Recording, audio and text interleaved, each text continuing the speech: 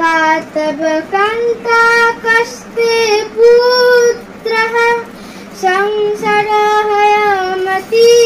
विचित्र कस्वतं वकुतो आयातः तत्तं चिन्तया जदिदं भ्रातः भज गोविन्दं गोविन्दं भज মধুমতে। আমরা সকলে জগৎগুরু শঙ্করাচার্যের আবির্ভাবে এখানে আমরা সকলে উপস্থিত হয়েছি। আমি প্রথমে শ্রী শ্রী বেদানন্দ সরস্বতী বাবাকে প্রণাম জানাই, আমি শুদ্ধানন্দ বাবাকে প্রণাম জানাই, আমি আমার বয়োজ্যেষ্ঠদেরকে প্রণাম জানাই, আমার ভাই বোন দিদি দাদাদেরকে আমার অত্যধিক ভালোবাসা ও শুভেচ্ছা জানিয়ে আমি জগৎগুরু শঙ্করাচার্যের বিষয়ে আমি কিছু বক্তব্য রাখছি। শ্রীবাবুতার ভগবান শঙ্করাচার্য। ভগবান শঙ্করাচার্যের জন্ম হয়েছিল 686 খ্রিস্টাব্দে 12ই বৈশাখ শুক্লা পঞ্চমী তিথিতে ভারতবর্ষের দক্ষিণ পশ্চিম সীমান্তে কেরল দেশে মালাবার প্রদেশে কালারি গ্রামে লম্বুরি ব্রাহ্মণ পরিবারে তিনি জন্মগ্রহণ করেন। তার পিতার নাম শিবগুরু, মাতার নাম বিশিষ্টা দেবী। ভগবান শঙ্করের বরে তার জন্ম হয়, তাই তার নাম অনুসারে নাম রাখা হয়েছিল শঙ্কর। শঙ্করের বয়স 3 বছর পূর্ণ হওয়ার আগেই তার পিতা মৃত্যুবরণ করেন। শিশুকাল থেকে শঙ্কর ছিলেন অসামান্য মেধা ও প্রতিভার অধিকারী। তিনি ছিলেন শ্রুতিধর, অর্থাৎ তিনি সবকিছু শুনে আত্মস্থ করতে পারতেন।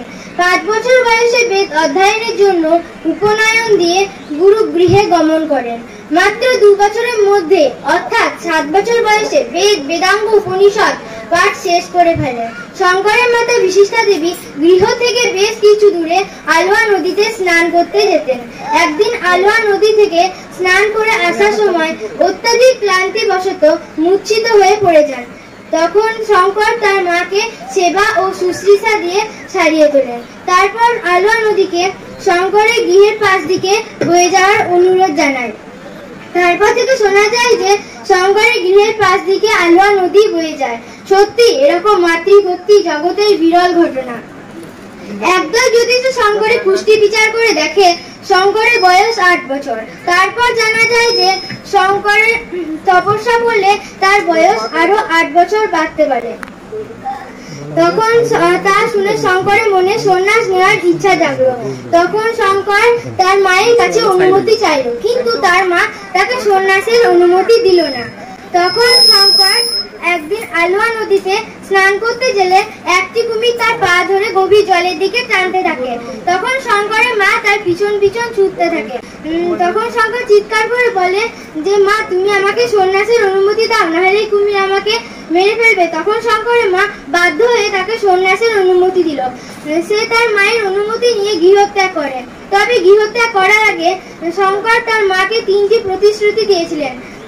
1, তিনি বলেছিলেন তিনি মায়ের মৃত্যুকালে তিনি তাকে দর্শন দেবেন। 2, তিনি মায়ের মৃত্যুকালে ভগবান দর্শন করাবেন। 3, তিনি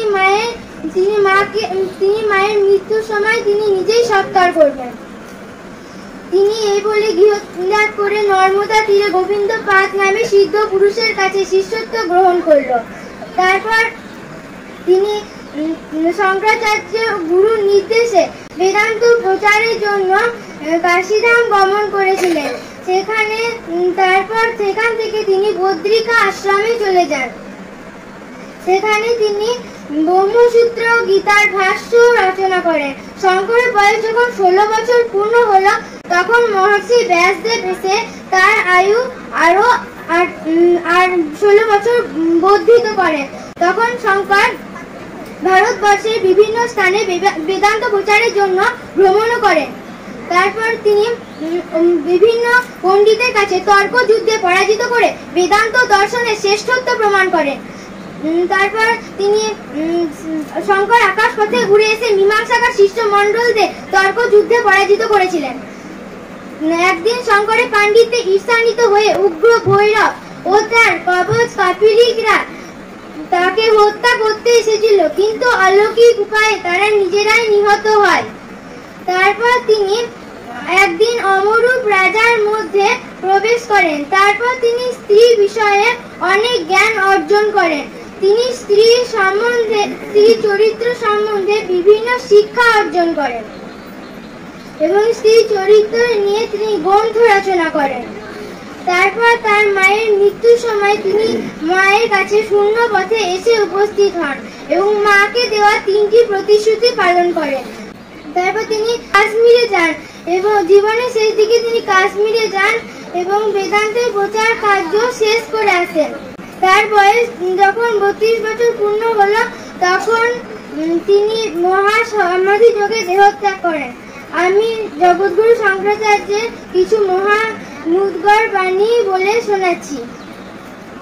কাতব কান্তা কস্তে পুত্রঃ সংসারহয়ামতীব বিচিত্র কস্বতম কুতোয়ায়াতঃ তত্তম চিন্তয়া যদিদং ভ্রাতঃ ভজ গোবিন্দম ভজ গোবিন্দম গোবিন্দং ভজ মূঢ়মতে।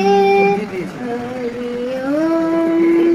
মা ধন জন যৌবন গর্ভং হরতি নিমেষত কালং সর্বং মায়াময়মিদং অখিলং হিত্বা ব্রহ্মপদং প্রবিশ্য সুবিদিত্বা ভজ গোবিন্দম ভজ গোবিন্দম গোবিন্দং ভজ মূঢ়মতে।